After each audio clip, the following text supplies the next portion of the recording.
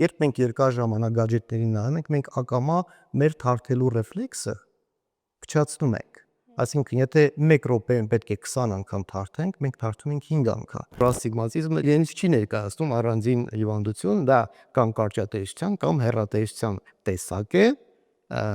կամ երկուսը միասին։ Անցնի կարճատեսությունը երեխայի մոտ։ Կարճատեսությունը չի կարող անցնել, այստեղ ջուրն բռնում կա, կարող է անցնել օրինակ հեռատեսությունը, առանց որևիցե հպման, առանց պացիենտին կպնելու, մի քանի վայրկյանի ընթացքում ազատել նրան կարճատեսությունից, թեկուզ մինչև -7 կարճատեսություն, ասթիգմատիզմ, այո, շատ լավ արդյունքներ են լինում եւ արդեն 15 վայրկյան տևողությամբ վիրահատությունից հետո պացիենտները ազատվում են տարիներ